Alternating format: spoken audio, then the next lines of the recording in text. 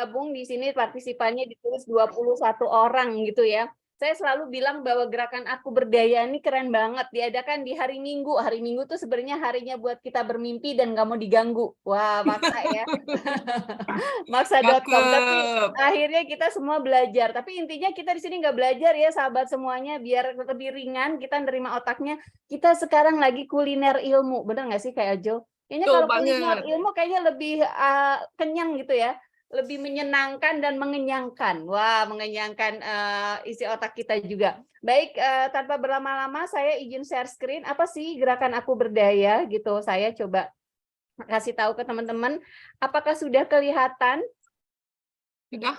Sudah ya. Oke, baik. Jadi di sini kayaknya banyak juga teman-teman yang sudah sering mengikuti gerakan Aku Berdaya. Jadi gerakan Aku Berdaya nih kebetulan hari ini Kak Eljo di edisi ke-7.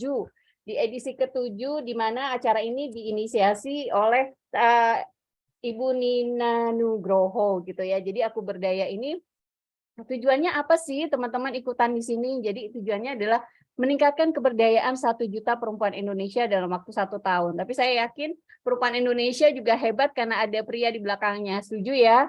Jadi Setuju. sahabat semuanya, gerakan ini nggak cuma untuk perempuan aja, tapi bisa juga prianya bergabung di gerakan Aku Berdaya. Nah, gerakan Aku Berdaya nih, sahabat semuanya diinisiasi oleh Ibu Nina Nugroho dan kebetulan juga didukung oleh suaminya nih, Mas Indrawan Nugroho sebagai founder dari Tempat Trainers Guild. Acara ini sudah berlangsung dari Desember 2022 ya sahabat semua sampai nanti November 2023. Ini tahun kedua. Saya yakin di sini juga ada yang sebagian yang sudah mengikuti di tahun lalu ya, gitu. Kayaknya Kak Eljo yang hafal tuh, sahabat-sahabat yang rajin ikut gerakan Aku Berdaya. Oke, baik. Selanjutnya gerakan Aku Berdaya ini mengambil tema besar gitu ya, ada profesi, keluarga gitu, dan juga bicara sosialitas, sosial media yang terkait sosial. Nah, kebetulan di bulan Januari ini kita fokusnya adalah di profesi. Jadi dari Januari awal sampai hari ini terkait bicara adalah profesi, bicara terkait karir gitu. Nah, di selanjutnya sahabat semuanya, tanpa berlama-lama supaya kita nggak sia-sia mengikuti acaranya Kak Eljo, pastikan sahabat semuanya menuliskan insight-nya, pelajaran-pelajaran apa yang dia dapat dari Kak Eljo, terus tuliskan hashtagnya dan posting di Instagram Tempat Trainers Guild dan Aku Berdaya gitu ya. Nanti yang paling keren akan dapat hadiah gitu. Oke, tanpa berlama-lama saya langsung aja minta kesediaan sahabat saya Kak Eljo untuk memaparkan apa sih materi kali ini. Silakan Kak Eljo. Terima kasih banyak Teh Mia. Kita berikan tepuk tangan dulu dong untuk host yang lincah dan ceria, Kakak Teh Mia, kita biasa panggilnya ya. Berikan tepuk tangan dong. Terima kasih Terima Kakak kasih Kak Eljo Novi, dan Kakak teman-teman. Ika, terima kasih. Selamat berjumpa. Banyak ada teman-teman aku nih, sahabat aku ini Bianti baru join ya. Dan banyak juga teman-teman yang lain dari Coaching Indonesia, ada Coach Arida, ada Mbak Tias ya, panggilnya soalnya namanya panjang. Mbak Esti ya, Mbak Esti, thank you for coming. Ada Kakak Haryanti Kartikan juga teman aku ya. Semuanya teman aku sih sebenarnya di sini. Teman sesama wanita Indonesia yang berdaya, betul ya? Oke, saya tanpa berlama-lama lagi, kalau ngikutin Kak Mia, Teh Mia, saya langsung share screen aja. Aku mau salam-salam dulu, boleh ya Teh Mia ya? Boleh, silakan. Pertama-tama saya ingin mengucapkan Assalamualaikum warahmatullahi wabarakatuh. Waalaikumsalam warahmatullahi wabarakatuh.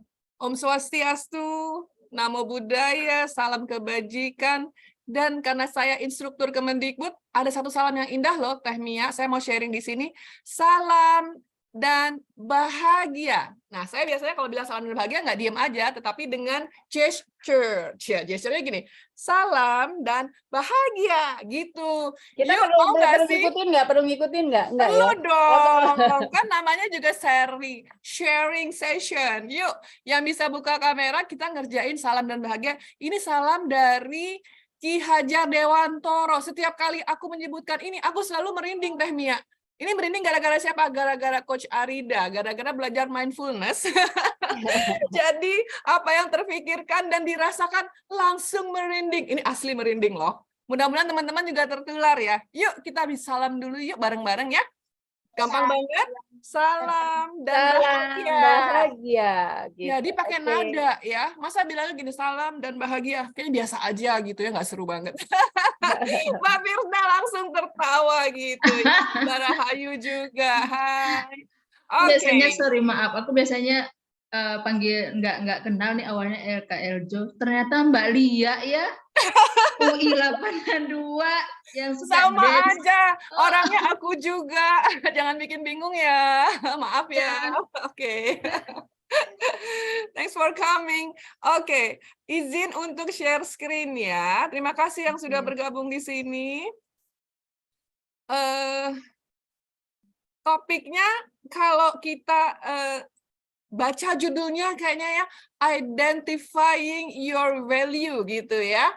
Nah, ini adalah program dengan Tempat Trainers Guild serta Aku Berdaya Movement ya, karena saya kebetulan member dari Tempat Trainers Guild, alumni dari tahun 2017. Di sini ada alumni baru yaitu Coach Arida. Boleh berikan tepuk tangan, baru kemarin minggu lalu ya, kalau nggak salah hari Sabtu ke minggu yang lalu ya.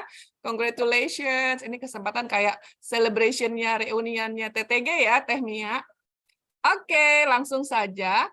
Apa sih sebenarnya yang mau dibahas gitu ya, yang mau di-sharingkan pagi ini? Kalau lihat gambar ini, teman-teman pikirannya gimana? Kemudian rasanya gimana?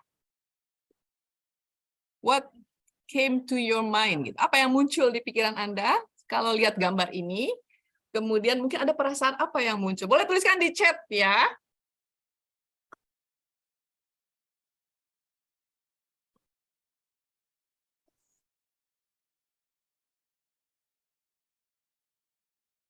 Temnya boleh tolong dibacakan kah?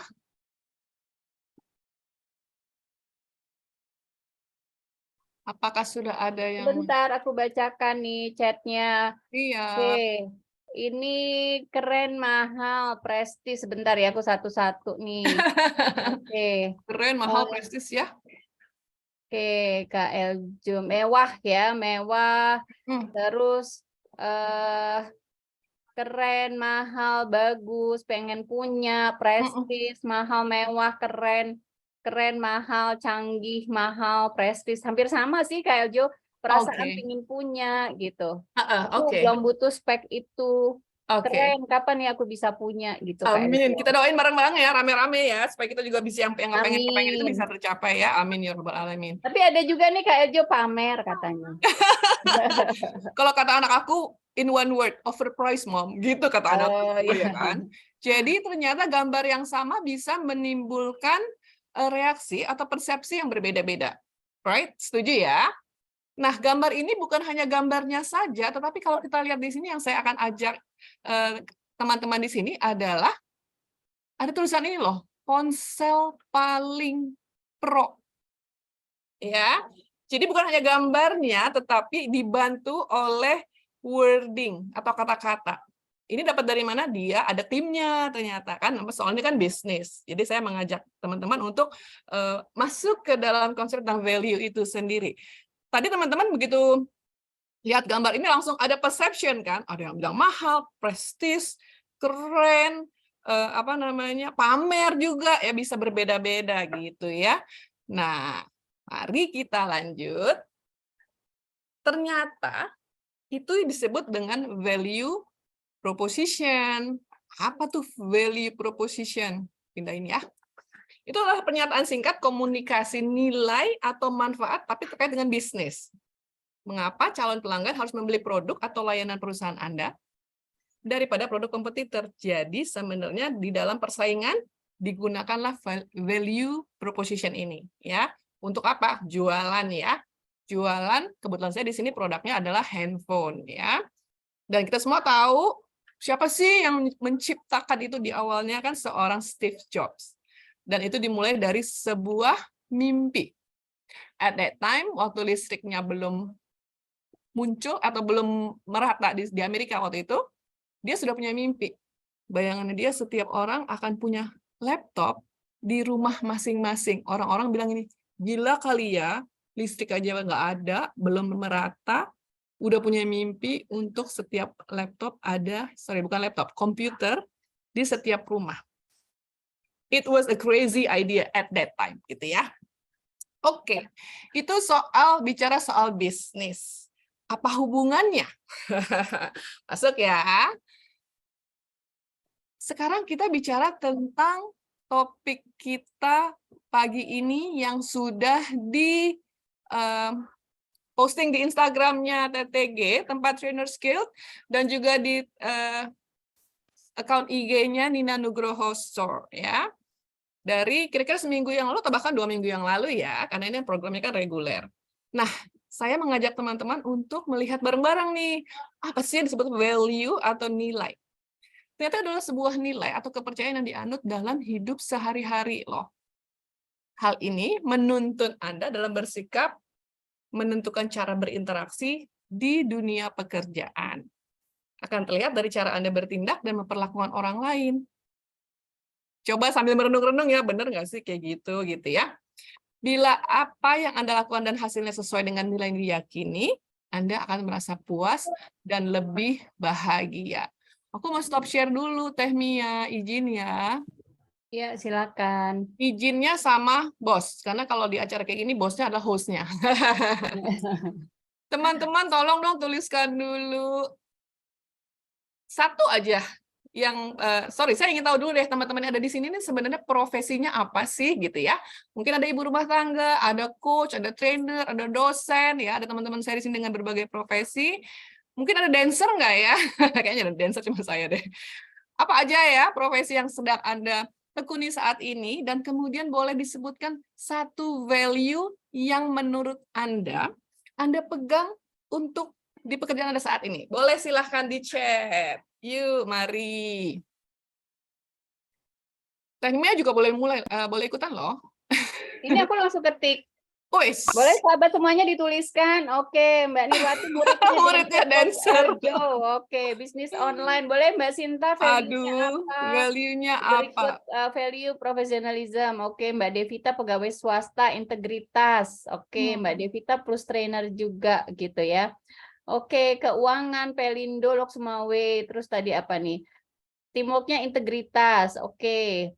Mbak Triana mahasiswa pengabdian masyarakat inovasi, Mbak Esti integritas, terus Mbak Haryati saya rupa-rupa pekerjaan dulu Bali traditional dancer, sekarang jadi tenaga ahli trainer. Oke, boleh dituliskan lagi value-nya apa? Asesor, Mbak Firtia integritas. Oke, Mbak Sinta ibu rumah tangga. Boleh dituliskan. Di sini banyak ya beberapa yang value-nya integritas nih Kak Eljo. Oke, yang lain boleh sambil ini saling kenal juga. Oke, silakan Kak Eljo. Sambil saya bacain lagi. Ada Om Bariati, Saya mau Passion, menuliskan.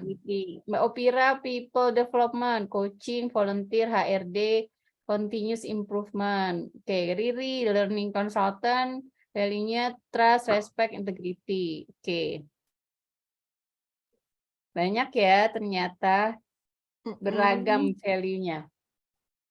Oke, Mbak Dianti, Professional Coach, Integrity. Mbak Citra, Psikolog, berkah value-nya. Silakan Kak Eljo. Oke, aku sambil ngetik soalnya aku juga nulis. Oh, oke. Kak Eljo, trainer, coach, dancer, inspiring, dan energizer. Oke, Kak Eljo banget ya langsung. Thank you. Nah, kenapa teman-teman tadi saya meminta untuk menuliskan di chat gitu ya? Sebenarnya pengen ngajak teman-teman bahwa udah kenal belum sih namanya value? Kayaknya nggak mungkin ya nggak kenal sama value ya, karena kita sudah hidup, sudah menjalani karir kan, Kak Teh Mia. Nah, saya mau cerita dulu tentang pengalaman saya gitu ya. Jadi kalau ada yang ikut minggu lalu nggak ya? Boleh raise hand. Minggu lalu dengan Kak Umi. Topiknya tentang building competence ya. Mengenal diri. Mengenal diri, sorry. Ya. Dan itu terkait dengan kompetensi ya. Iya, betul. Jadi nggak ada yang ikut ya. Karena ceritanya Teh Umi minggu lalu itu mirip-mirip dengan cerita saya. Cerita pengalaman hidup saya. Jadi Mbak Haryani atau Mbak Ating aku manggilnya, don't worry, be happy, sama. Kita tos dulu. aku juga ganti-ganti pekerjaan kok. Ya, jadi ceritanya dari tamat kuliah, waktu itu saya langsung bekerja di sebuah perusahaan. Jadi baru tamat ditawarin bekerja oleh teman yang bosnya cari staff, gitu ya. Namanya baru tamat, belum punya pengalaman kan, zero experience. Walaupun waktu selama kuliah pernah coba-coba kerja Teh Mia. Biasa kan cari-cari uang tambahan kalau lagi libur kuliah. Jadi SPG, jadi ceritanya di zaman dulu ada Jakarta Fair. Nah, itu suka jaga-jaga Oh iya pameran ya. iya. Kan libur Sekarang kuliahnya juga lama masih tuh kok kalau kayaknya di masih ada Jakarta Fair. tahun berapa itu ya, ada yang belum lahir kayaknya. Nah, itu libur kuliah itu lama, 2-3 bulan. Nah, kalau jaga pameran itu 1 bulan. Nah, itu duitnya lumayan gitu ya. Itu kan belajar waktu sambil kuliah. Tapi waktu tamat kuliah langsung ditawarin kerjaan, langsung kayak rasanya gini, jreng, "Dokter tempatnya di mana?" Di Hotel Borobudur gitu kan, langsung waduh, tempatnya biasanya kita cuma lewat-lewat aja, tiba-tiba ditawarin kerja di situ. Masuk dong. Interview, my first interview was in English karena bosnya lulusan Amerika. Sempet jeng-jeng gitu yang gitu kan ya. Terus saking udah sudah terpesona dengan tempatnya di Hotel Borobudur, terus bosnya orang Indonesia tapi berbahasa Inggris, langsung kayaknya apapun pekerjaannya terima aja. Secara kita nggak punya bargaining position, right? Jadi begitu tahu pekerjaannya apa, judulnya sih mentereng, press monitoring di bagian PR. Ya kan, aku pikir wah bisa belajar public relation nih gitu ya. Ternyata tugasnya membaca 5 jenis koran, termasuk berita antara, dan membuat clipping untuk klien-klien kita. Kita punya beberapa klien gitu ya. Mau mundur lagi kan gak enak gitu ya. Soalnya sudah di-interview pakai bahasa Inggris dan lolos gitu ya. Terus akhirnya udah kerjain aja. So it was my journey gitu ya. Aku mau ceritain dari serangkaian pekerjaanku yang pindah-pindah, aku mau ceritain 2 aja, Teh Mia. Jadi setelah bekerja sebagai press monitoring yang pekerjaannya clipping, aku pindah bekerja ke Pondok Indah Mall. Siapa yang nggak tahu Pondok Indah Mall? Saya bukan canda siapa yang tahu, tapi siapa yang nggak tahu ya? Di tahun 1991. Itu ceritanya lucu lagi. Jadi saya sering lewat-lewat ya, karena kebetulan saya kontrak rumah waktu itu 2 tahun di Jalan Benda. Jalan Benda Blok A, itu deket banget dari Pondok Indah Mall. Kita sering lewat-lewat. Jadi saya tuh penyakitnya nggak boleh lihat gedung yang sering saya lewatin, saya suka pengen ke situ deh gitu ya. Nah, terus iseng-iseng dong ngelamar ke Pondok Indah Mall, karena kan baru buka, pasti nyari-nyari karyawan kali gitu ya, masuklah. Tapi cita-citanya adalah melamar bagian HR, ya kan? Tiba-tiba aku dipanggil interview dengan HR manajernya. Berarti kan dia sudah ada ya kan, nggak mungkin saya menggeser dia kan ya. Tapi instead of ditolak, saya tetap dipanggil dan saya ditawarkan posisi asisten, manajer, promotion, and marketing. Bingung kan? Tapi aku orangnya mungkin seperti itu tuh, merasa tertantang ya. Harusnya kan aku nggak ngerti promotion marketing itu apaan. Aku kan maunya HR aja gitu ya. Jadi staff juga nggak apa-apa, karena memang membayangkannya dari awal, dari bawah gitu. Itu nggak dapetnya malah asisten, promotion and marketing, dan aku ambil tantangan itu. Gagah berani ya. Nah, itu pengalaman-pengalaman yang terjadi di masa lalu, di awal karirku, sebelum ngerti yang namanya value, bahwa kerja itu nyari value. At that time cuma lihat gedungnya ini, aku lewatin tiap hari, cobain, gitu-gitu ya. Belum nyampe tuh yang kayak gitu-gitu. Ya. Oke, sharing dong. Di sini teman-teman ada nggak sih yang punya pengalaman yang mirip? Atau yang sama? Boleh dong sharing di sini dengan teman-teman yang ada di sini di awal karir. Pengalaman di awal karir. Mbak Ating mungkin, tadi Mbak Ating juga pindah-pindah ya. Pindah-pindah kerja tadi kayak seperti aku. Silakan. Langsung ke WA, saya udah download sih, cuman tadi katanya suaranya nggak muncul ya. Nah, boleh kalau sekarang nih, coba. Boleh di-mute. Thank you. Oke, siapa yang mau sharing di sini? Karena ini kan sharing session, jadi bukan aku aja yang ngobrol. Yuk, mari. Iya, silakan yang mau sharing. Mungkin yang tadi tuliskan di kolom chat bisa juga sekarang off cam, atau kalau nggak off cam nggak apa-apa sih ya, langsung aja. Mbak Haryani, open Mbak Ating, aku mic-nya. panggilnya Mbak Ating. Silakan Mbak Ating, senang sekali loh hadir di sini. Thank you. Silakan, Mbak. Ya, aku mau cerita aja sih. Jadi sekolah pertama habis SMA itu, kuliah pertama ambil bakery and pastry production. Nah, pada waktu ini aku mau cerita sedikit tentang masa kuliah dulu ya, sebentar aja. Jadi pas SMA mau daftar cari-cari kampus itu kan konsultasi sama ibu ya, sama nyokap gitu. Dan dia tuh kayaknya lagi capek, dia lagi tiduran di depan TV. Saya di belakang dia di meja gitu. Ibu, ini aku mau pilih kampus. Ada nih NHI gitu, Nasional, dulu namanya Sekolah Tinggi Pariwisata Bandung ya, setelah NHI jadi STP. Terus ada Bakery and Pastry Production, ada Tourism Management segala macam gitulah tentang hotel dan pariwisata. Ya ibu aku iya aja, Bu ini Bakery and Pastry, udah aku mau daftar ini aja, aku suka roti. Ya udah, iya katanya. Daftar lah. Ternyata D2 kan, saya sebagai orang yang sangat lugu, ya udah yang penting kuliah di tempat yang saya suka gitu. Pas 4 semester lulus, ibu saya ngomel, kok kamu udah lulus? Kan D2. Loh kok D2? Lah kan kata ibu boleh. Ya ampun, ya. Terus akhirnya habis lulus D2, ya udah sekolah lagi deh, D3-nya ada nggak? Ada. Ya udah setahun lagi ambil food and beverage management. Terus kata ibu saya, tapi kan ibu S1, masa anaknya D3, sekolah lagi boleh nggak? Ya udah ambil apa? Oh, humas deh. Ya udah apa? PR di mercubuana waktu itu. Terus akhirnya, aduh S2 deh. Ya udah sana sekolah lagi. Ya udah akhirnya selesai deh tuh S2 kan. Dan untuk pekerjaan pertama tuh emang udah sekolahnya nggak nyambung, dari bikin roti, manage restoran, D3-nya, terus S1-nya humas, D2-nya teknologi pendidikan. Itu emang ngacak banget hidup saya.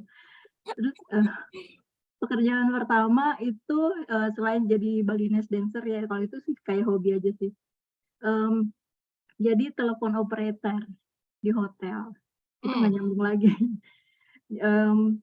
Tadinya yang saya bawa tuh ijazah masak ya, bakery pastry-nya gitu, karena saya pikir hotel nih mungkin saya bisa implement yang masaknya gitu kan.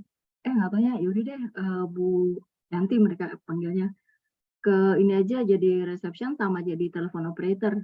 Ya karena saya juga masih polos, masih fresh graduate, oh iya baiklah gitu kan. Ya udah jadi telepon operator. Nah tapi saya punya target, mungkin saat ini disebutnya kind of value juga barangkali ya, bahwa argo umur tuh jalan. Bener. Saya nggak boleh stuck di satu posisi itu Kak, gitu. Jadi udah tahu nih jadi operator, udah cukup ilmunya, jadi reception udah kenyang diomel-omelin tamu, udah tahu cara hadapinnya gimana gitu kan. Nah, yaudah terus pindah ke waktu itu Grand Hyatt lagi buka posisi komi itu cook tapi yang level bawah gitu ya. Wah ini kan nih kerjaan gue ya, akhirnya gue incer dapet nih. Jadi cook lah. Setelah jadi cook, wah bosen juga nih. Terus akhirnya pindah jadi restoran captain. Sekarang dari dapur pindah lagi ke depan nih, ngadepin tamu lagi gitu. Nah, Jadi pernah jadi hotelier juga ya, bareng sama seperti aku ya? Iya Kak, aku dari hotel ke hotel. Dari Grand Hyatt, terus pindah ke Lipo Grand Suite waktu itu di Sudirman. Terus ke Bali sebentar, balik lagi ke Jakarta, masuk ke Hilton, jadi duty manager. Terus masuk ke Aston, waktu itu ada Aston di Senen, jadi front office manager sebentar. Terus masuk ke British Council jadi saya lupa namanya, tapi a part of PR timnya di sana. Dari British Council kemana lagi? Saya lupa. Langsung nyebrang ke pendidikan akhirnya ya?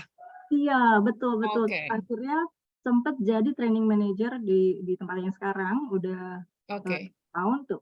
Kemudian baru jadi tenaga ahli, masuk ke divisi lain sambil ikutan di program Sekolah Merdeka. Bareng aku. Thank you so much sharing-nya. Itu lebih parah dari aku loh ternyata ceritanya. Aku pikir aku tuh udah parah karena di sini ada teman kuliah aku bareng ya, Coach Bianti. Kita bareng-bareng di Fakultas Psikologi UI. Thank you for coming. Aku tuh parah banget. Jadi aku bekerja itu pindah-pindah, yang paling lama tuh 2,5 tahun. Please jangan diketawain. Itu hanya di 2 tempat, yaitu di Hotel Regent, the pre-opening office-nya Hotel The Regent Jakarta ya, Four Seasons Regent, dan di Sekolah Diatmika di Bali itu sebagai HR manager juga gitu ya. Jadi yang HR Joni, maaf, ini ada juga nih yang ngerespon nih ya. Jadi Oke. ada nih Mbak Trisha, ini ada Mbak Trisha jadi kayak ilmu karena ngacak gitu ya. Terus ada nih di chat Mbak Nisrul Afni, pengalaman pertama ngajar di kelas waktu itu yang cuma lulusan SMU dan nggak ngerti bagaimana cara mendidik. Namun karena tertarik dengan dunia pendidikan, saya tertantang untuk belajar dari senior dan juga kursus kemudian bekerja sambil kuliah gitu. Wow, keren banget nih Mbak Nisrul Afni ya. Yang sharing di sini sebenarnya semuanya diharapkan bisa sharing, tapi mohon maaf karena waktunya terbatas ya. Jadi saya hargai Mbak Ating tadi yang sudah sharing pengalamannya di awal karir dan juga Mbak Nisrul Hasni, betul ya. Itu pengalaman kita semua mungkin di awal-awal berkarir ya, of course, karena kan kita belum tahu dan belum ada panduannya gitu ya. Saya akan lanjut lagi dengan share screen. Tadi kita baru lihat bahwa ternyata value itu adalah hal yang dekat dengan kita sehari-hari dan itu mempengaruhi bagaimana kita bertindak dan berinteraksi dengan orang lain. Dan kata kuncinya di sini adalah kita akan merasa puas dan lebih bahagia bila selaras antara apa yang kita lakukan. Ya, sering dengar nggak sih orang gini, gue kerja di kantor atau di perusahaan tapi gue nggak happy. Ada kemungkinan itu ada yang tidak selaras dengan value atau nilai di dalam dirinya dengan perusahaan, tapi apa boleh buat untuk sementara terpaksa harus bertahan ya.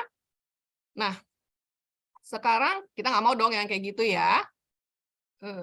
Saya akan lanjut ini. Oh, nggak kepencet ya, sebentar.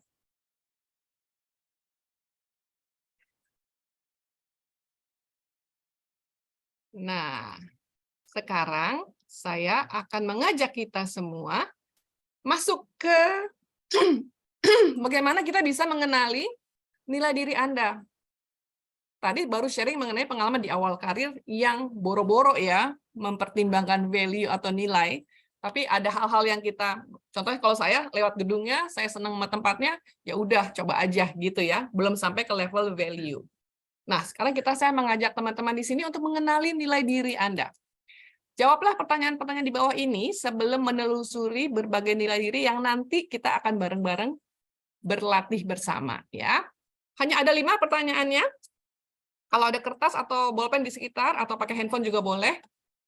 Kita merefleksikan deh, sebenarnya jenis tanggung jawab tugas pekerjaan seperti apa sih yang menurut saya penting.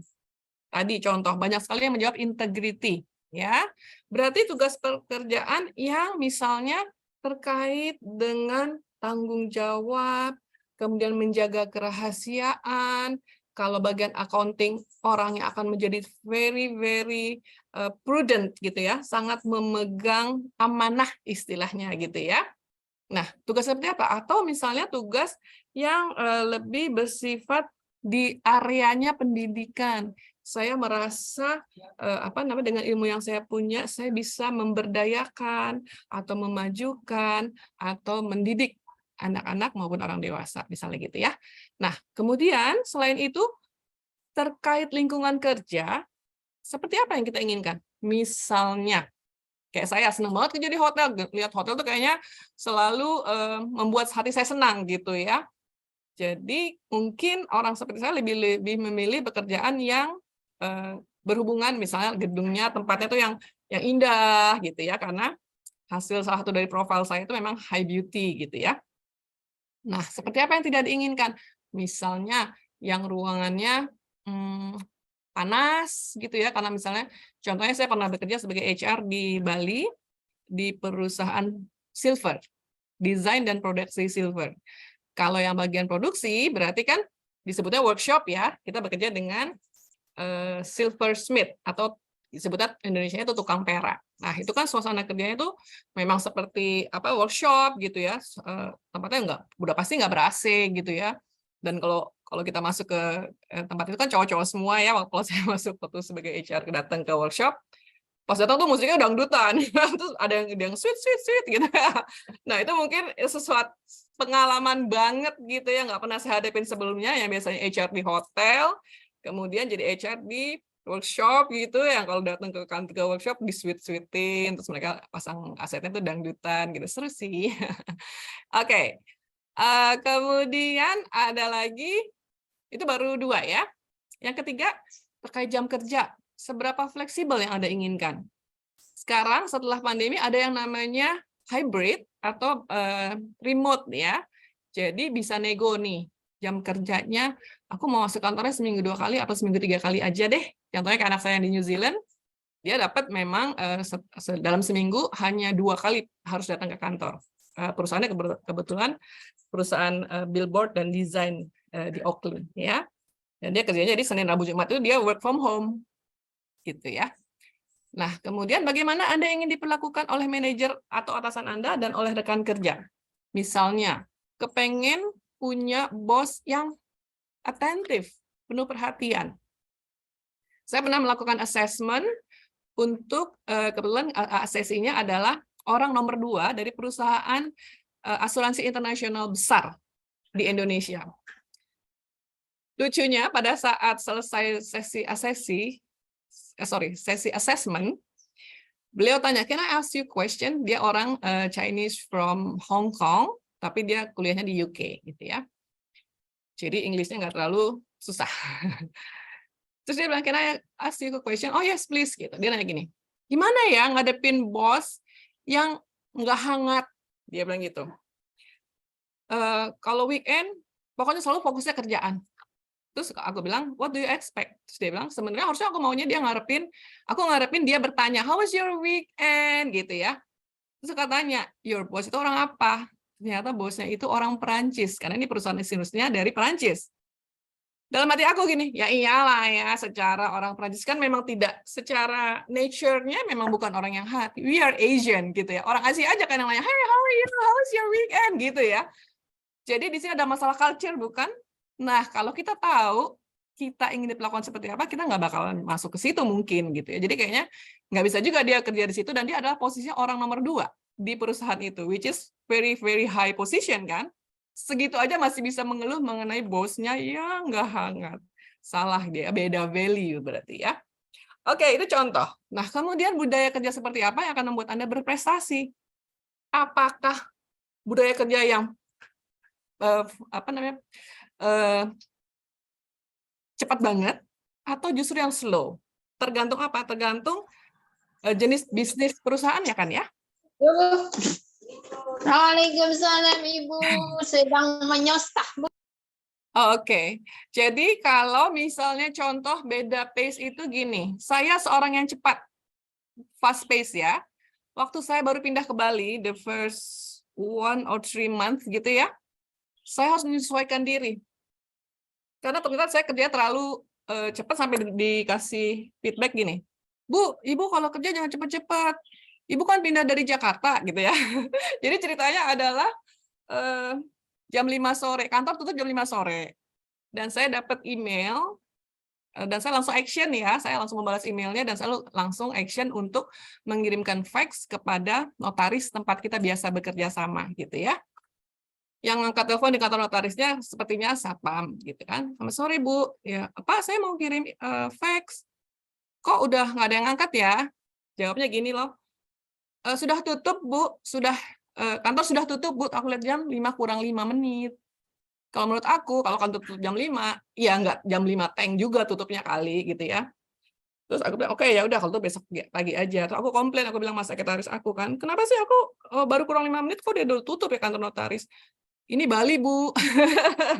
Jadi I have to slow down. Nah, di situ contohnya ya, budaya perusahaannya beda, terus aku perlu menyesuaikan atau kita mungkin kalau nggak cocok ya kita cari yang lain gitu jadinya teman-teman ya. Nah, dari 5 contoh pertanyaan tadi yang perlu direnungkan, kita akan masuk ke suatu kegiatan ya teman-teman. Oke. Ini teman-teman bisa langsung diklik aja. Gimana caranya? Teman-teman bisa langsung diklik saja atau saya tuliskan di copy dulu kali di chat ya teman-teman. Aku stop share dulu. Oke. Tarik nafas dulu teman-teman setelah mendengarkan paparan tadi. Jangan lupa senyum. Waduh. Saya Mia, tadi aku lupa kasih ke Mia ya ininya, Apanya? linknya. Oh iya, belum Ya belum dikasih. ya. Apa-apa sebentar ya. Aku kopikan ya. Mesti keluar dari sini dulu. Dia adanya di Menti. Aku ambil ya. Tenang, tenang. My present. Present ya.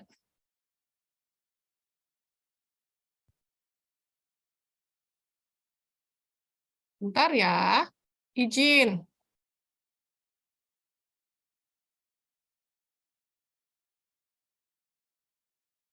Oke, ini ada nilai diri Anda. Kemudian linknya dibukain dulu untuk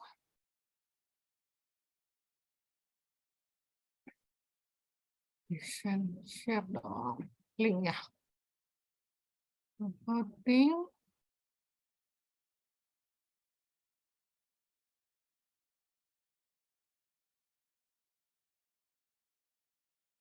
Ya, ini linknya masuknya ke chat ya.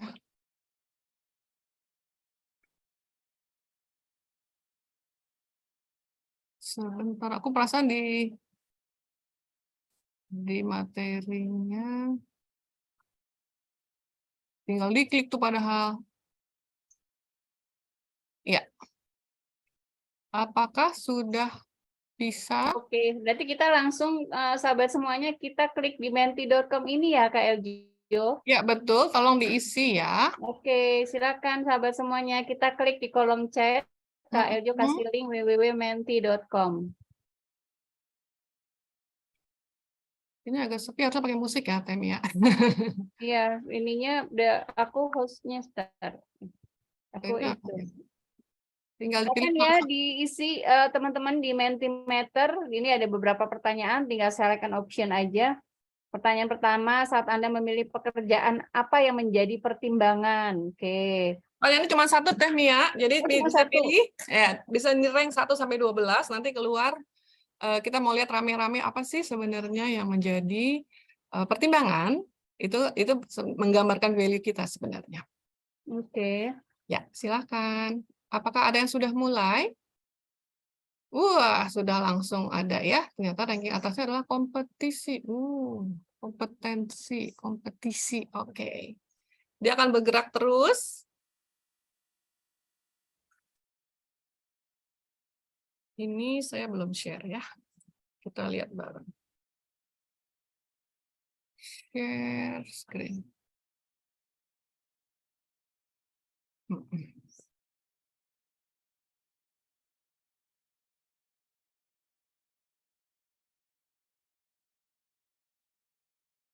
Kesempatan untuk belajar. Oh, banyak yang memilih kesempatan untuk belajar ya. Berarti ini value-nya continuous learning.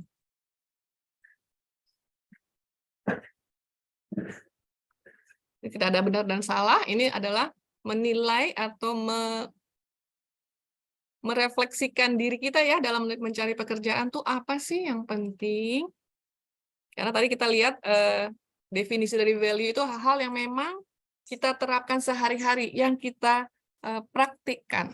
Ya, dan itu akan keluar ke dalam behavior atau perilaku kita. Dan juga terlihat bagaimana kita berinteraksi dengan orang lain.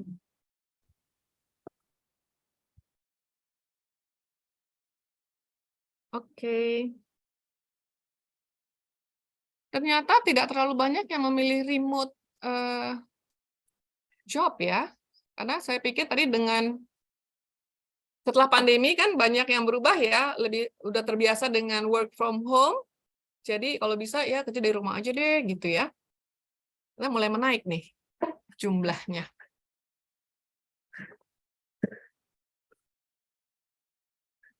Karena mungkin bicara remote itu mikirnya masih yang seperti di site gitu, Kak Eljo. Oke. Mungkin kalau sekarang disebutnya hybrid ya. Yes, disebutnya hybrid, sorry. Karena kalau bicara remote ya. area tuh kita misalnya di offshore, di onshore. Yang jauh dari mana ya susah sinyal. Iya, maksudnya image remote di, apa namanya Freeport gitu ya, kalau itu harus naik helikopter gitu kan. Yang Jadi pulangnya kalau sebulan sekali kalau gitu ya. kata-katanya bukan remote, mungkin semuanya lari ke situ. Iya, hybrid. Hybrid. Semua juga mau ya, saya juga mau ya. Hmm.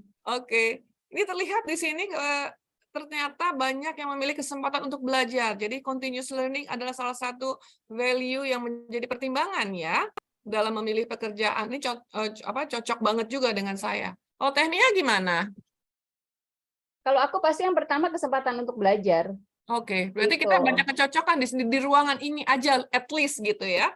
Mhm. Terus work-life balance itu juga banyak yang pilih, sama aku juga itu. Nah, ini juga nih, manajemen suportif ini, saya orang juga yang kayak gitu, yang kalau hatinya hangat, seperti tadi bos Prancis itu ya.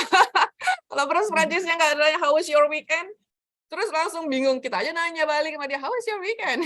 Padahal orang Prancis nanti bingung, ngapain sih nanya weekend gitu ya, soalnya kan itu kan beda culture ya, antara orang Eropa yang memang tidak hangat dengan orang Asia yang ya udahlah ya, kita memang biasa say hi, terus tanya-tanya weekend gitu-gitu kan.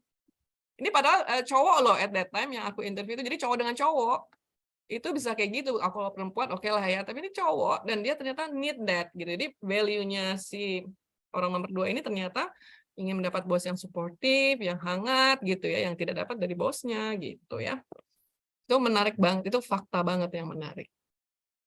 Kemudian employee benefit, networking, kekeluargaan ya, banyak yang saling cari pekerjaan karena kekeluargaannya enak gitu ya, hubungannya akrab, prestise atau status, lingkungan kerja yang casual, makanya boleh bebas gitu ya. Kompetisi, jenis pekerjaan remote, minim stres. Berarti artinya minim stres itu bukan pertimbangan yang tinggi gitu ya, bukan yang di atas ya. Jadi pekerjaan yang stressful pun nggak apa-apa, asal kayak gini, ada kesempatan belajarnya banyak, kemudian bisa work-life balance juga, dan manajemen sportif gitu ya, kita ambil 3 tertingginya. Dan travel atau perjalanan dinas. Oke, saya stop share dulu untuk melihat sebentar. Ini ada second slide-nya sebenarnya untuk lihat rankingnya.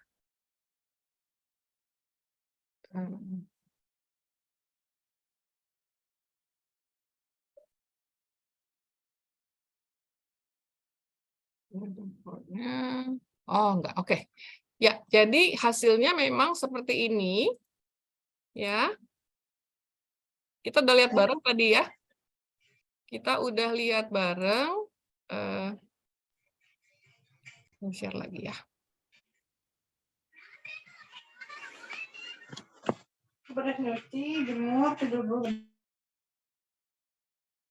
Ya, kita sudah lihat bareng tadi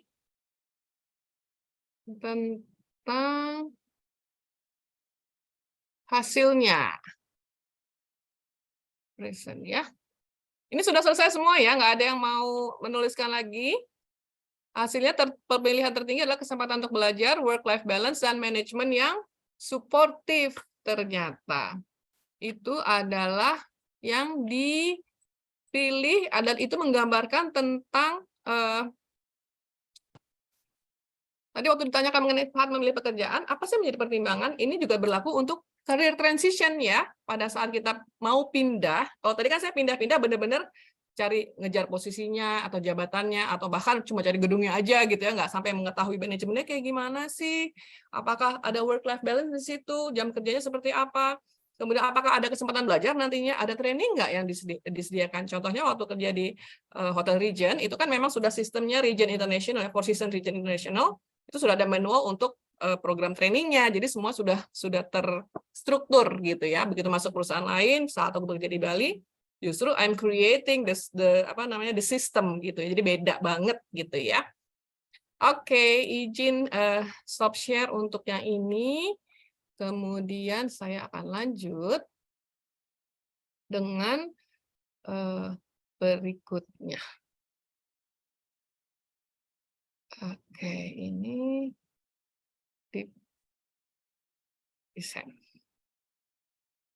Bagi Kak Eljo, boleh bertanya? Yes. Oh, boleh, silahkan. Dengan siapa ini? Waduh, dengan Anyan, Coach Eljo. Oh, Anyan, hai, apa kabar? Senang banget. Ini Anyan nih peserta di mana-mana ketemu ya. Silakan, Mbak Anyan. Seneng Ya. banget aku. Itu kalau kita lihat hasil pollingnya, Coach, itu saya lihat kompetisi itu ada di urutan ke-9. Kira-kira Yes. ini dari generasi apa ya? Banyak yang mengisi. Mesti nanya dulu ini kompetisi yang ada di sini generasi apa? Kalau kita boleh menduga gitu ya. Soalnya kompetisinya di urutan nomor 9 gitu. Jadi kan bisa diperkirakan orang yang mengisi ini rata-rata orang yang kurang suka dengan kompetisi kan. Maunya hidupnya damai, tenang, adem gitu ya, sesuai ada work life balance kan tadi. Yes. Nah, itu kira-kira generasi apa ya? Kalau boleh tahu. Kalau kita lihat nih Pak Anyan dari grup-grup ini kayaknya sekarang lagi banyak Gen X ya, Kak Eljo ya, benar nggak sih? Observasi yang menarik sekali Pak Anyan. Mari kita berdiskusi. Nah, jawab deh teman-teman ada di sini dari generasi apa? Coba tolong di chat. Pak Anyan soalnya penasaran, apa iya? Kok nggak kepengen kompetisi? Kok pengennya aman dan damai? Actually penjelasannya adalah Mas Anyan, ya gitu ya. Itu sebenarnya nggak masalah. Ini kan hanya yang dilakukan di ruangan ini saja. Usianya jadi ngomong usia deh. Jumlahnya tadi sekitar berapa ya, Temi? 40-an ya? Jumlahnya 49 hampir 50. 49 hampir 50. Nah, itu berarti kan yang tergambar di ruangan ini gitu ya. Dan actually kalau kita bicara soal value, setelah ini kita akan nanti diskusi lebih menarik lagi. Itu tidak ada betul dan salah dan tidak apa-apa gitu ya. Sudah bergeser. Ini di chat nih barusan keluar. Ngapain harus kompetisi kalau bisa kolaborasi? Jadi ada masalah mindset yang shifting Pak Anyan. Competition itu kalau nanti di setelah slide ini saya akan menjelaskan tentang profile dari risk motivation profile. Itu ada namanya salah satu yang disebut high vengeance. High vengeance itu memang competition. Biasanya itu yang orang-orang high vengeance itu biasanya adalah atlet. Karena memang secara nature-nya mereka diharapkan untuk berkompetisi. Gitu ya. Nah, kalau misalnya untuk bekerja, kompetisi itu mungkin lebih kepada pekerjaan apa ya yang dituntut untuk kompetisi, mungkin sales. Karena mereka mengejar target. Tapi other than that, mungkin kompetisi itu menjadi bukan komponen yang utama. Kalau misalnya contoh, anak saya yang nomor 2 di Bali menjadi guru TK. Mungkin nggak perlu dia kompetisi, because she is not compete with anyone.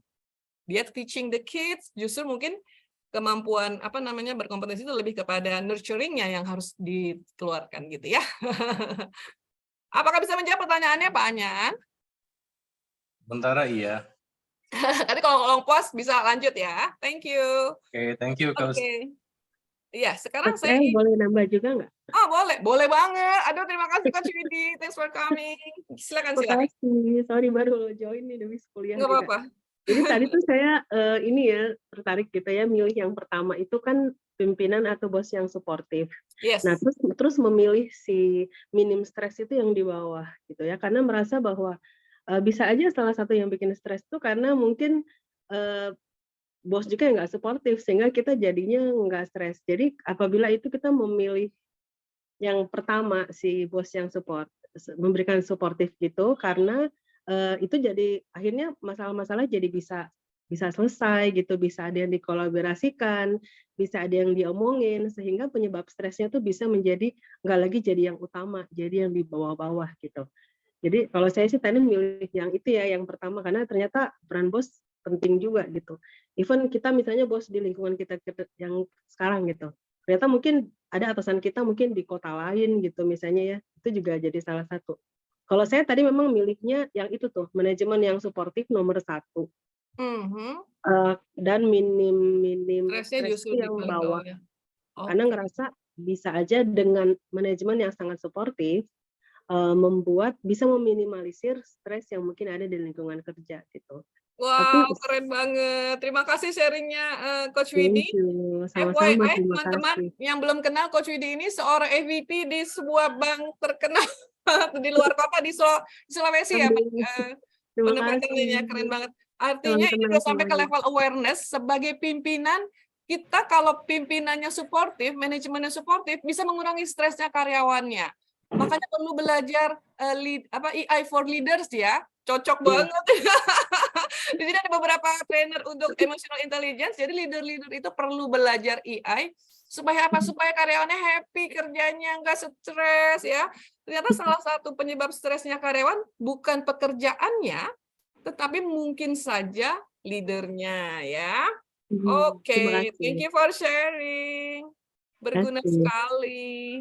Yes, saya akan lanjutkan dengan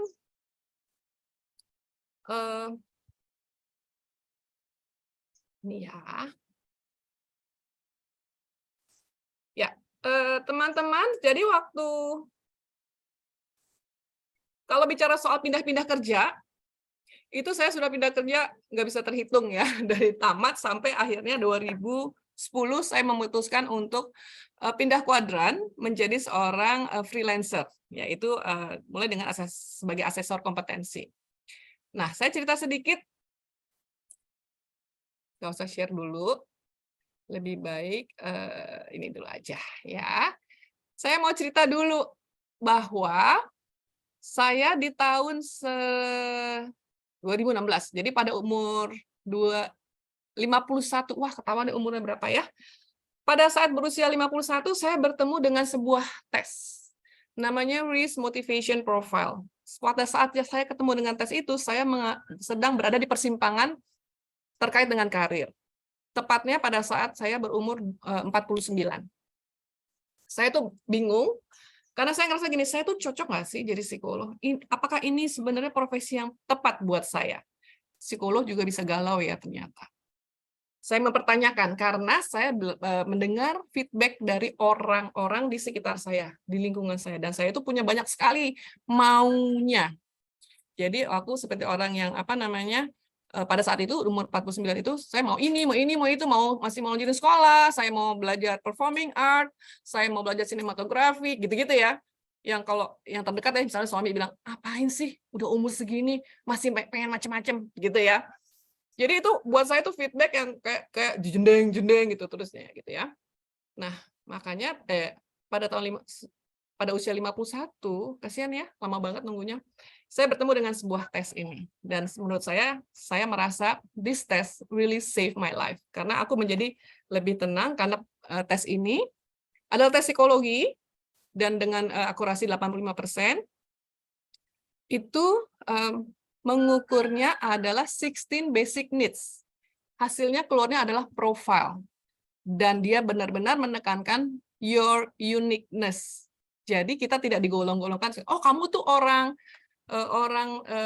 misalnya disebutnya orang dominance, gitu ya contohnya ya. Atau kamu tuh orang influence. Nah, kalau dengan di ISC aku tuh orang influence gitu ya.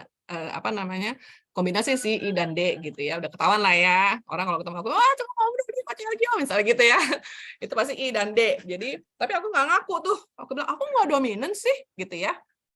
Aku nggak dominan ke orangnya gitu ya. Tapi mungkin tanpa disadari gitu ya. Tapi makanya kombinasinya I dulu baru D gitu ya. Nah, sebentar ya, sabar ya. Ini kan baru introduction.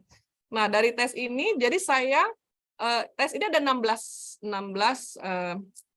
aspek, mengukur 16 basic needs.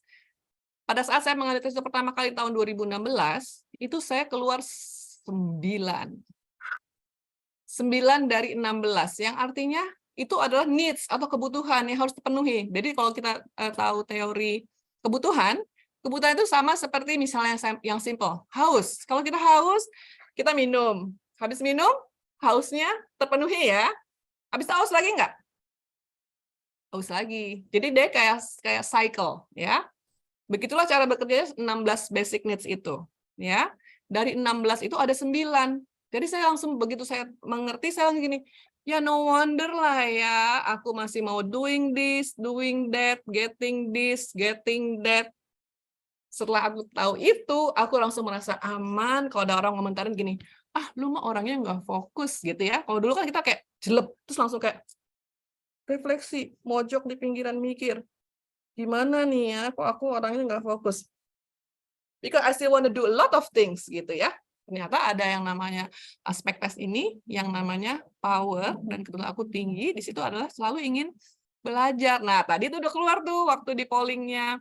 Menti ada kesempatan untuk belajar. Nah, kemungkinan orang-orang itu adalah orang-orang yang dengan sama-sama seperti saya, mirip seperti saya profilnya, yaitu high power gitu ya. Ini saya kasih lihat sekarang ya. Tadi udah pada ngechat tuh, apa namanya itu? Ngikis, waduh kasihan. Gak perlu dikikis, itu it's me, it's us gitu ya. Itu that's what make us unique gitu ya. Oke, izin dulu buka lagi, tadi belum dibuka. Nah, ini namanya risk motivation profile. Tulisannya memang risk, tapi sebutnya risk gitu ya. Ada 16 basic needs. Ada order, saving, acceptance, social contact, honor, status, beauty, power, tranquility, eating, vengeance, physical activity, independence, curiosity, idealism, and family. Masing-masing ada uraiannya. Nah, kemudian dari 16 ini aku pertamanya keluar 9 dan 2 tahun kemudian aku mengulang tesnya itu berubah. Jadi cuma 7 aja. Jadi tesnya ini sebenarnya bisa dikerjakan untuk usia 13 sampai 76 tahun ya, tesnya online. Cuma 20 sampai 30 menit. Ada 128 pertanyaan dan hasilnya keluar dalam waktu 3 atau 7 hari. Ini adalah profil saya ya. Nanti silakan boleh tanya teman-teman ya. Saya itu yang keluar adalah high independence. Boleh di-share screen-nya? Ya ampun, tadi belum di-share. Ya, Masya Allah, maafin ya. Lo pengen lihat kan? Pengen lihat kayak apa sih gitu ya. Ya, oke. Sudah terlihat ya? Sudah, Kak Eljo. Siap. Begini aja supaya jelas. Nah, jadi ini adalah hasil dari tes saya yang kedua di 2019 ya. Hasilnya ini ada 7 sih sebenarnya, tapi yang 2-nya tuh low-nya itu low eating sama low family. Aku nggak masukin ke sini karena tidak terkait sama pekerjaan ya. Low eating sama low family. Tapi yang 5-nya itu yang high, yaitu high independence, high status, high power, high acceptance, dan high honor. Apa artinya? Saya coba jelaskan yang dari profil saya ya. High independence ini biasa atau kebutuhan untuk mengambil keputusan sendiri dan biasa bekerja sendiri secara mandiri. Ini lucunya waktu saya pindah-pindah kerja terus ya, sampai suami saya tuh sampai capek gitu. Aku pindah lagi gitu. Dia bilang gini, udahlah, kamu tuh nggak cocok kerja sama orang lain. Aku ingat banget kalimatnya seperti itu dan aku nggak terima. Aku pikir, masa sih ada orang nggak cocok kerja sama orang lain? Menurut aku gitu ya. Ternyata begitu tes ini membuktikan, karena ini kan validity-nya 85% gitu ya, akurasinya. Langsung aku gini, oh my God. Gitu. Makanya mungkin berpindah kuadran menjadi self-employed, terus menjadi freelancer untuk menjadi asesor kompetensi, kemudian belajar ambil sertifikasi training di TTG, kemudian mengambil sertifikasi coaching di Coaching Indonesia itu lebih sesuai buat saya ternyata. Jadi bukan soal mempertanyakan di persimpangan, cocok nggak sih jadi psikolog, itu adalah basic knowledge atau basic experience aku untuk mengumpulkan pengalaman gitu ya. Jadi psikologi itu sebagai basicnya, kemudian saya menemukan bahwa saya itu high independence dan mencari profesi yang cocok dengan diriku gitu ya. Kemudian status ini adalah kebutuhan untuk terpandang atau senang di center stage ya. Wah, karena dancer senangnya di center stage ya. Misalnya gini, jadi menjadi trainer itu cocok. Kenapa? Karena memang senang di depan kelas, kayak sekarang ini sharing dengan teman-teman, berbagi pengalaman, bahkan juga belajar bersama gitu ya.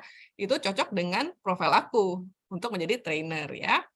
Kemudian power. Nah, power ini kebutuhan untuk selalu menambah ilmu. Jadi ini terkaitnya dengan mastery. Kata kuncinya itu di mastery. Menguasai penguasaan ilmu atau knowledge atau skill-skill baru gitu ya. Saya kebetulan belajar beberapa macam bahasa asing. Jadi saya bisa bahasa Inggris, Perancis, Jepang, dan Spanyol. Walaupun cuma sedikit-sedikit, walaupun cuma untuk bisa nonton film, ngerti gitu tanpa baca teks misalnya gitu. Tapi itu menunjukkan kebutuhan untuk mastery-nya itu. Pada saat aku belajar, orang pada bilang, ngapain sih? gunanya apaan gitu. Katanya waktu itu jawabnya senang aja gitu ya, padahal ternyata memenuhi kebutuhan ini.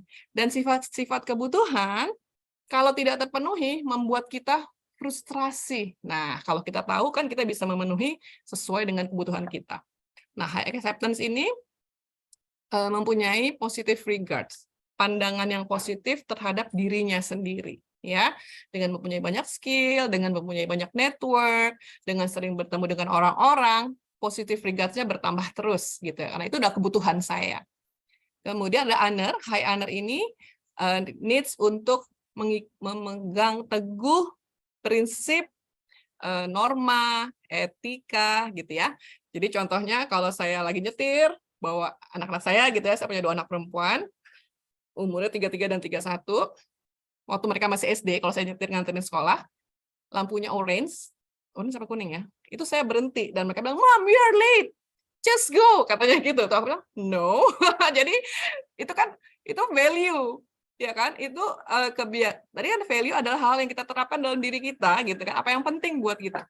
Nggak bisa kalau lampu kuning itu bukan untuk diterobos, tetapi justru kita berhenti. Padahal waktu kita tinggal di Jakarta, kan orang kalau kuning buru-buru nyeruduk. Nah, kita sebenarnya ada bahaya ya, karena saya adalah orang yang tunduk dan patuh kepada aturan gitu ya. Oke, sampai situ. Silahkan kalau ada yang mau bertanya atau mau berkomentar, silahkan. Mbak Mia, gimana soal waktunya? Saya kembalikan dulu kepada Teh Mia. Terima kasih banyak atas perhatian teman-teman semua. Oke, terima Terima kasih kasih, Kak Mia. Eljo. Jadi kita sekarang waktunya jam 11.11. Jadi sahabat semuanya silakan yang ingin bertanya sama Kak Eljo bisa lewat chat gitu ya, atau open mic, open kamera, silakan. Nah, ini ada pertanyaan nih Kak Eljo dari Mbak Intan Aini. Bagaimana caranya bisa mengetahui diri kita seperti itu? Ada aplikasi atau pakai konsultan? Mbak Intan ya nanyanya Ya. ya. Oke, ini kalau risk motivation profile itu harus pakai namanya certified coach. Jadi memang kebetulan saya certified coach untuk risk motivation profile. Jadi nanti bisa kontak aku ya. Dan teman-teman itu saya memberikan contoh pertanyaan dari tes ini untuk diukur sendiri dirinya dulu. Jadi secara gambaran secara umum aja bisa dapat. Itu ada di bukunya, buku Career Transition Teh Mia. Di bagian belakang, ini bukunya yang saya tulis bersama-sama. Mungkin Teh Mia bisa nyeritain ya tentang buku ini.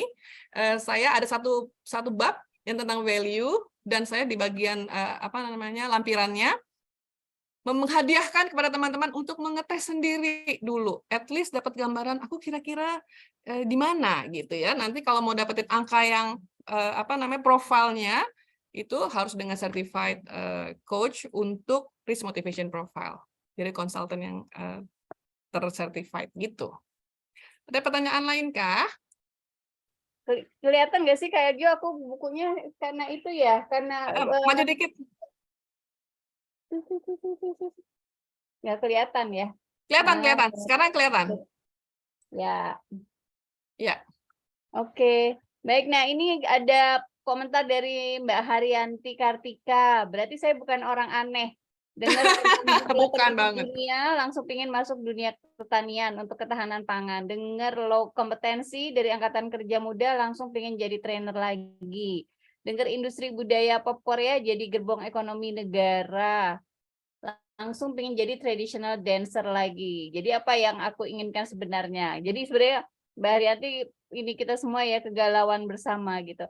Oke Mbak Mila, mau bukunya boleh ya, nanti Kak Mia bisa boleh tuliskan kontaknya nomor ya. handphonenya Kak Ejo aja, biar mereka juga kalau mau boleh. mau curhat gitu ya. Boleh. Dengan senang Ada hati. dari Mbak Zina Rimba, bagaimana hubungan motivation profile kita dengan Maslow hierarchy need? Gimana tuh Kak Eljo? Judul Sebentar. bukunya ini ya teman-teman, Career Transition, ditulis oleh kita berlima nih, teman-teman tempat Trainers Guild. Ini penulisnya ditulisnya Rizky Ilmu. Kelihatan nggak sih Kak Eljo bukunya di layar? Kelihatan Ya. Rizky Ilmu singkatan dari penulisnya Rizky, ilmunya I-nya Irma, L-nya Eljo, M-nya Mia, dan U-nya Umi gitu. Dan di sini ya. dituliskan oleh 5 penulis ya, 4 penulisnya psikolog, dan saya selalu bilang saya adalah pasien mereka. Bukan, Gitu. Tamiya itu mentornya kita. Oke. Saya jawabin chatnya ya, Tamiya ya. Boleh. Pertanyaan di chat Jadi ya. teman-teman kalau yang mau dapetin bukunya dan mau tes profilnya ada di belakangnya itu barcode di bukunya, nanti bisa kontak ke Kak Eljo ya, Kak Eljo ya. Yes, udah ada. Oke, siap. Ini DM. ada dari Mbak Nikmatul ya. Coach mau nanya dong, kalau mau dapat sertifikat coaching Indonesia caranya gimana ya, Coach? Mohon informasinya. Terima Ya, kasih. nanti WhatsApp aku aja, nanti aku share infonya ya. Ini aku jawab yang dari yang tertarik buku, udah kasih nomor telepon. Kemudian kalau Mbak Ating, nanti konsultasi aja sama aku. Alah, ngobrol sambil ngopi maksudnya. Kemudian ini bagaimana hubungan motivation tadi harus dibacakan ya. Motivation profile kita dengan Maslow Hierarchy Needs. Maslow Hierarchy Needs itu general ya, yang teman-teman di sini akrab nggak ya dengan 5 levelnya Maslow Hierarchy Needs. Itu dari yang pertama yang di bawah, yang kebutuhan dasar, kemudian katanya sekarang udah jadi 6 ya, basic needs itu adalah wifi katanya gitu ya. Ini anak-anak paling bawah banget adalah wifi. Kalau anakku dulu diajak mau pergi, kita ada arisan, ada wifi nggak? Gitu pertanyaannya ya. Ada wifi, kemudian di atasnya lagi apa? Mbak Zina, boleh buka mic-nya? Saya cuma tahu langsung self esteem sama self actualization, langsung di atasnya aja ya. Di Jadi Kak tengah-tengahnya Eljo, ada- kalau misalnya hierarki dari Maslow kan pertama psychological needs gitu ya. yes, Selanjutnya safety, physiological gitu. needs, safety, Terus kemudian ada love, belonging ya. yes, Selanjutnya self esteem, baru baru ujungnya self self actualization. actualization. Nah, pertanyaannya good question Mbak Zina. Apa namanya? Hubungannya itu motivasi yang kita yang ber-16 16 basic needs itu very individual and very unique. Kalau yang 16 itu yang kalau si Maslow itu menjelaskan secara umum. Orang rata-rata orang kalau misalnya udah kebutuhan dasarnya terpenuhi, kalau Indonesia bilangnya sandang, pangan, papan gitu ya. Terus baru ada kebutuhan yang lebih tinggi lagi, baru dia terbentuk self esteem-nya, ada safety-nya dulu. Misalnya kalau bekerja dengan penghasilan yang stabil gitu ya, baru self esteem-nya, baru self actualization gitu ya. Yang udah mencari jati diri, kalau bekerja itu udah mikirnya what can I share with people, atau istilahnya kalau ini sociopreneur ya. Kalaupun bikin bisnisnya itu bisa memberdayakan atau memajukan masyarakat gitu ya. Udah bikin bukan orientasinya profit ya. Atau bahkan misalnya dulu kalau kita bisnis itu profit baru people baru planet. Sekarang udah dibalik. Ya.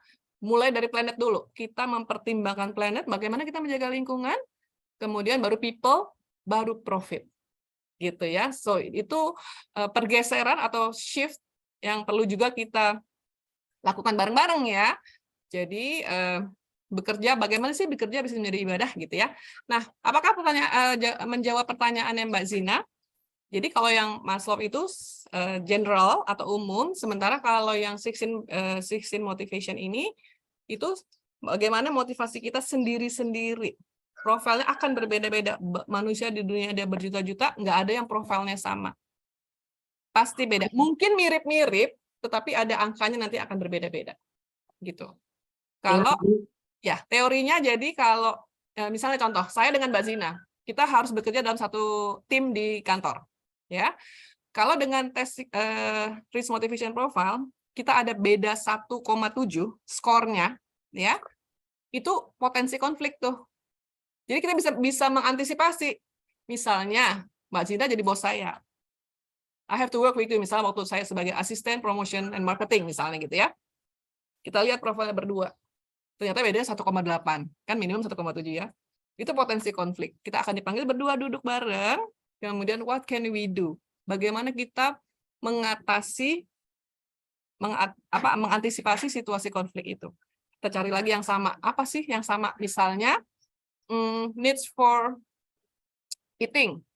Tapi sayangnya saya kebetulan low eating ya. Saya nggak tahu Mbak Zina misalnya ternyata high eating itu potensi konflik juga tuh. Kalau kita sebagai bos dan bawahan, kemudian digigit ajak makan, sebenarnya aku nggak suka makan, terus bosnya tersinggung katanya gini, Kenapa sih dia kalau diajak makan nggak pernah mau? Pasti dia nggak suka sama aku. Salah ya, miscommunication. Hanya karena profil yang berbeda. Gitu. Jadi it's very Semoga menjawab individual, ya. it's very unique gitu. Kita menjadi unik gitu ya masing-masing kita. Oke, jadi lebih detail lagi ya, Yes, lebih Kak Eljo. tajam.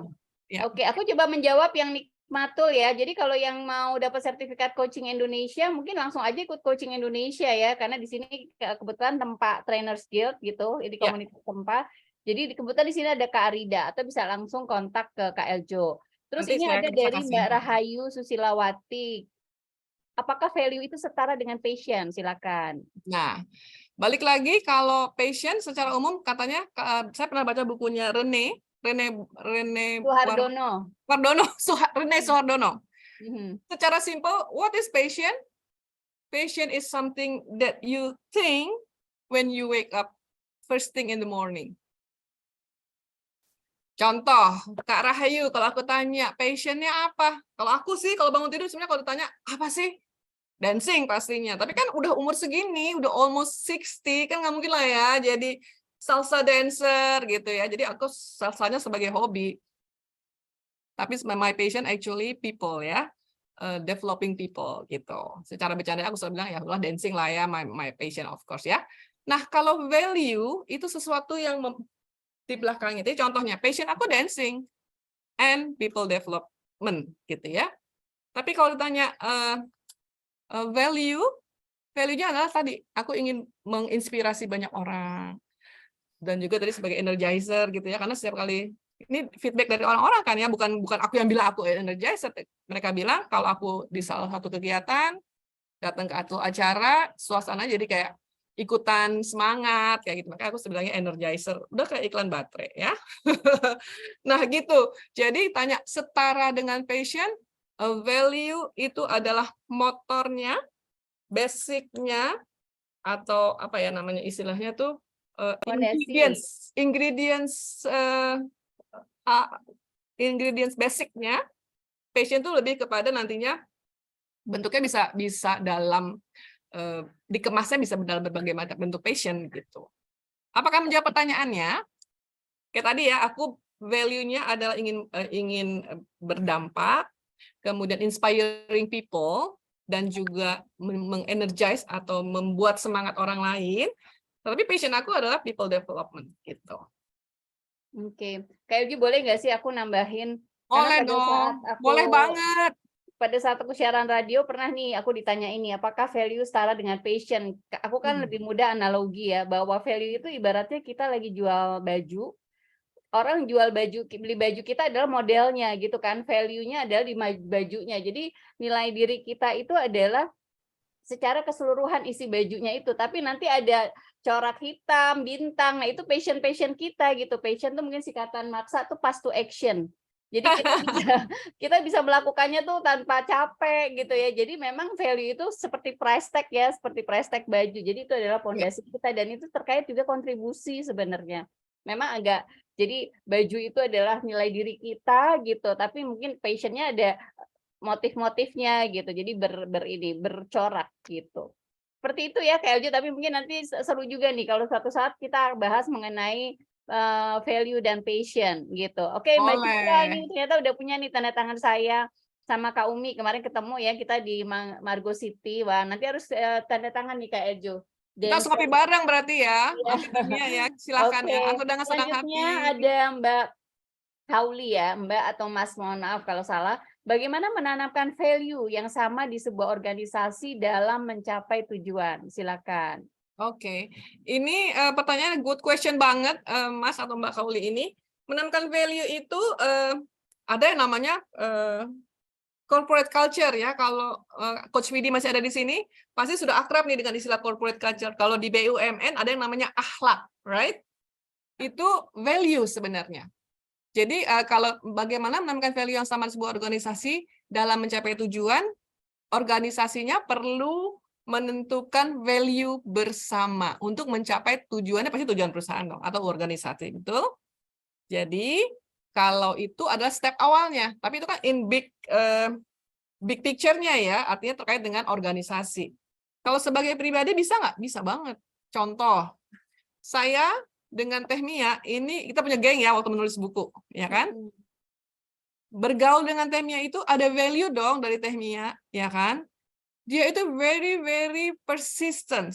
Pagi-pagi assalamualaikum, good morning, apa namanya, ini hari ini gini dengan singkatan segala macam. Sementara kita langsung itu value yang ditularkan. Jadi kita nggak perlu mengandalkan atau mengharapkan organisasi kita tidak menerapkan value yang sama untuk mencapai tujuan pertama. That's okay. Kita nggak perlu menuntut, kita bisa mulai dengan diri kita sendiri. Kalau di istilah Kemendikbud dengan kurikulum Merdeka, mulai dari diri. Value apa yang ingin kita kontribusikan kepada organisasi, value apa yang ingin kita tularkan kepada teman di perusahaan atau organisasi yang sama. Diajak. Dan diri kita itu sebenarnya adalah value itu sendiri. It shows. Kerasa nggak sih waktu aku tadi sharing selama 1 jam 15 menitan, value apa sih kira-kira yang saya bawa? Sebelum ngintip itu ya, yang 5 basic needs-nya. Itu kan rahasia tuh sebenarnya, tapi kan dijebretin aja di sini ya. Ada yang bisa menangkap nggak? Value apa yang aku bawa sebenarnya? Mbak Ika bilang, rasa, berbagi, develop other, alhamdulillah. Semangat, rapi santun. Pokoknya intinya value-nya kayak aja bukan seperti Bunda Korla. Heran orang pada bilang kayak gitu, padahal aku nggak tahu Bunda Korla. Oke, nah di sini ada, coba ya kita di sini ada dari Mbak Rahayu nih. Mbak Rahayu memberikan pernyataan value mesin, passion bahan bakar gitu kira-kira ya. Iya pasti keren banget ya. Kita semua punya analogi yang bisa saling melengkapi gitu. Terus dari Mbak Haryanti, tepat komunikasi dengan Kak Eljo, vibrasinya nyamber ke aku yang sering low energy, kesetrum lagi, semangat lagi. Makasih Kak, energi di sesi pagi ini udah nge-charge semangat aku gitu. Terus di kantor ada juga satu teman yang high energy, saya suka deket-deket dia just to absorb his radiance. Oke, lumayan. Oke, terus ada lagi ya. Ya, di sini disebutkan bahwa value-nya Kak Eljo nih energik, semangat, rapi, santun, energi positif, seperti itu. Pokoknya vibrasinya positif. Oke. Belajar terus, Eja menjadi diri sendiri. Gitu. Itu ya komentar-komentar di kolom chat. Oke, baik. Sahabat semuanya boleh satu lagi ya, karena ternyata nggak terasa loh waktunya jam 11.27 gitu. Tadi memang kalau sudah bicara value, akhirnya dari komunikasi kita, dari energi kita, kadang kita semua punya listrik ya, Kak Eljo jadi kesetrum tuh. Gitu. Tadi Kak Eljo juga bilang, kalau ada satu grup dengan saya tuh hati-hati gitu. Ada kompor beduk, hati-hati loh. Apalagi kalau udah punya deadline gitu ya. Udah langsung. Oke, boleh siapa yang mau bertanya? Boleh tanya? Boleh, silakan. Boleh dong, silakan. Saya sambil donor darah boleh ya? Wow, keren sekali, subhanallah. Iya, ini value-nya, salah satu value-nya Mbak Milda. Amin, alhamdulillah. Berarti Kebetulan saya dapat link ini darinya di Adit ya, Prameswari itu ada tuh. Terus saya juga iya, coach aku baru ketemu tadi malam ngedate. Juga ada Mbak Asi Kurnia ini, teman-teman sesama Pelindo. Oh, alhamdulillah. Sebenarnya mungkin teman-teman yang udah ngerti saya ini ya, saya kan maaf kalau kadang bilang aku orang Medan biasa ya. Gak apa-apa. Kalau mungkin teman-teman yang di Mbak Adit ya di Mutiara ya, Mutiara Pelindo, terus Asih tidak sempat lama bekerja sama gitu. Mungkin tahu passionnya aku itu gimana orangnya, semangat atau gimana gitu ya. Terus terang saya senang dengannya Mbak Lia ya, Mbak Eljo itu memberikan semangat itu ya. Cuman saya nggak tahu apakah passion saya itu bisa jadi value gitu. Nah, sekarang ini kan saya kan ditempatkan di Lok Sumawe dengan budaya yang berbeda gitu. Nah, itu istilahnya saya untuk mempengaruhi passion saya biar juga jadi semangat di teman-teman itu dengan budaya yang berbeda itu mungkin agak susah gitu. Kita kadang yang kita tularkan itu positif itu maksudnya biar sama-sama semangat terus sama-sama jadi tadi kan saya buat teamwork integritas teamwork gitu ya. Saya buat situ. Itu maksudnya ya biar sama teman-teman sama-sama kita kita sama-sama bergerak gitu memajukan cabang itu sendiri, bekerja secara integritas dan pekerjaan juga pasti kalau memang teamwork-nya bagus dan sama-sama saling percaya kan pasti sukses ya kan Mbak Eljo. Yes, betul. Tapi itu susah gitu jadi ada saran nggak gitu dari Mbak Eljo sendiri atau dari Mbak Mia sendiri seperti apa gitu dengan budaya yang berbeda, dengan apa, apakah harus legowo aja ataukah harus di-push gitu. Kalau di-push dengan budaya yang berbeda kan kita juga nanti jatuhnya kita jadinya dibenci kan gitu. Oke, thank you. Good question. Terima kasih. Sambil dorong-dorong masih dibela-belain ya. Banyak lo appreciate. Makanya tadi banget. enggak, kebetulan memang ada acara ulang tahun Satpam di Polres ya kan. Jadi kebetulan kedatangannya udah kesiangan kan karena tadi masih setekun deh rupanya kami langsung ke PMI-nya aja. Itu menunjukkan salah satu menunjukkan value juga ya, value-nya untuk berbagi dengan orang lain tapi juga tetap ingin belajar gitu ya. Balik lagi quick answer aja. Seperti tadi kalau saya bilang kalau organisasi atau perusahaan mungkin kita sebutnya corporate culture. Tadi saya sudah memberikan contoh waktu Coach Widi tadi sharing di sini mengenai akhlak yang ada di BUMN. Kita semua tahu ya, ada akhlak, ada singkatan. Nah, mungkin itu salah satu optionnya. Kalau secara organisasi itu yang perlu dilakukan tahapannya, ya. Jadi perlu nanti corporate culture diciptakan, kemudian diterapkan gitu ya. Nanti turun kepada individu. Tapi cara lain adalah seperti kita sendiri, tapi memang itu takes time dan takes energy, membutuhkan kesabaran. Tadi seperti dikatakan susah ya, beda. Contohnya tadi saya berikan contoh, saya dari Jakarta, dari lahir sampai besar 40 tahun ada di Jakarta. Life begin at 40, buat saya pindah ke Bali. Tentu saja kan culture-nya beda. Contoh yang simpel tadi, jam 5 kurang 5 saya masih bisa kirim fax ke kantor notaris. But they said it's already closed. Padahal kan kurang 5 menit. In my mind, tutup kantor jam 5 ya nggak jam 5 Tenggo istilahnya katanya jam 5 terus go gitu ya. Karena saya kalau kerja tuh 8 to 5 itu saya datang 7:30 udah di kantor, terus pulangnya nggak 5 tapi 5:30 even 6 gitu. Bahkan jadi sekretaris saya juga suka nggak enak, dia bilang, "Mbak kok datangnya duluan sih, kan aku jadi nggak enak." Loh kok bingung, it's my value gitu. Untuk datang ya nggak bisa 8 to 5 ya, datang 7:30 until 5:30 or 6 gitu contohnya ya. Jadi mungkin secara singkat jawabannya seperti itu. Value bisa kita tularkan, tapi mungkin it's longer, it takes more time and energy gitu ya, dibandingkan kalau dibentuknya adalah dari sebetulnya corporate culture gitu ya. Sementara gitu jawabannya, mudah-mudahan saya menjawab. Ini di chat katanya. Berarti kita harus agak sedikit legowo dengan budaya lah ya Mbak Eljo ya? Mungkin tidak legowo ya, tapi step pertama adalah accepting dulu. We adjust gitu. Kayak aku dengan hidup di Bali, saya udah hampir 20 tahun jadinya ya, dari tahun 2004, 18 tahun ya. Itu saya harus accepting dulu. Saya perlu menyesuaikan diri, blending, merasa nyaman. Karena rasa tuh nggak bisa dibohongin. When we feel nyaman, kita bisa menerima mereka, we understand them, kita bisa memeluk mereka, dan kita bisa jalan bareng-bareng. Jadi bukan artinya ya udahlah gimana nggak kayak gitu ya, tapi accept. Terus mereka juga bisa merasakan getaran kita loh, karena energi menular kan. Soalnya udah ini loh Mbak, udah 5 bulan kok kayaknya masih acceptingnya masih kurang karena kan tahu sendiri di sini kan udah bekas daerah DOM gitu ya kan. Saya 18 tahun loh di Bali. Dan kadang-kadang masih di misunderstood gitu ya. Jadi don't give up, semangat, oke? Ingat ya, hati ya, ingat energi kita ya. Kalau energi kita ini mesti gimana sih, kok nggak bisa banget, kok susah, kok nggak mau berubah gitu. Ya itu yang akan terus. Ya, terima kasih. Gitu ya, semangat. Oke, makasih. Aku nambahkan sedikit ya Mbak Milda, soalnya tadi Mbak Milda sempat minta pendapat juga. Jadi sebenarnya kalau kita punya value nih Mbak Milda, kita akhirnya nggak fokus ke value orang lain gitu. Contohnya kayak aku sama Kak Eljo nulis buku gitu, dan Kak Eljo tuh tahu banget aku tipenya Roro Jonggrang karena aku punya value sendiri. Jadi nulis buku itu aku tidak pernah kata susah. Jadi mungkin Mbak Milda bisa dihilangin tuh kata-kata yang negatif-negatifnya gitu. Kita bisa bilang mudah, bisa bilang menyenangkan, happy gitu ya. Jadi kita nggak melabel orang lain. Karena kalau kita fokusnya pakai value-nya 4 orang itu, value-nya Kak Eljo, value-nya Umi, mungkin bukunya nggak jadi-jadi. Iya nggak sih Kak Eljo? Aku juga heran kok bukunya bisa jadi. Aku bisa gitu ya. Kenapa?